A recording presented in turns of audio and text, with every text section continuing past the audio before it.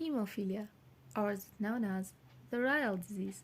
For centuries, hemophilia was a dangerous genetic disorder with no treatments. Children with hemophilia often didn't make it to adulthood, since a bump or fall could cause a massive internal bleeding. But why was hemophilia known as the royal disease? In 9th century, royal intermarriage meant Europe's royal family shared a small gene pool, and Queen Victoria, the product of a generation of cousin marriage, cured a rare genetic mutation that caused hemophilia. She passed it on to three of her children, who went on to marry other royal families and spread the disorder. Firstly, we're going to talk about hemophilia.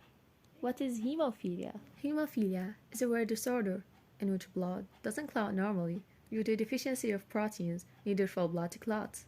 Clotting factors. If you have hemophilia, you may bleed longer after an injury than if your blood clots properly. Usually, small cuts aren't a big problem, and if your illness is severe, then the main fear is bleeding inside the body, especially in knees, ankles, and elbows.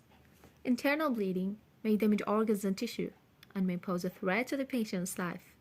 When bleeding occurs, the body normally gathers blood cells together to form a clot and stop the bleeding.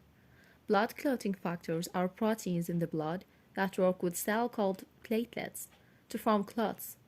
Hemophilia occurs when a blood clotting factor is deficient or its level are low.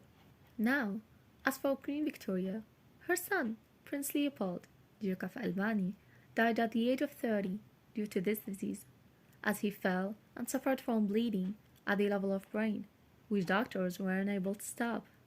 6 of her grandchildren died of hemophilia over the following years. At the top of the list of victims are the children of Princess Beatrice, the youngest daughter of Victoria, who lost 3 of her children due to hemophilia genes. As for treatments, there is no definitive cure for it. However, there is treatment aimed at preventing bleeding complications, especially head or joints bleeding, where treatments include genetically modified clotting factors drugs to prevent and treat prolonged bleeding. These medicines are given through a tube placed in a vein, usually by injection into a person's vein or under the skin.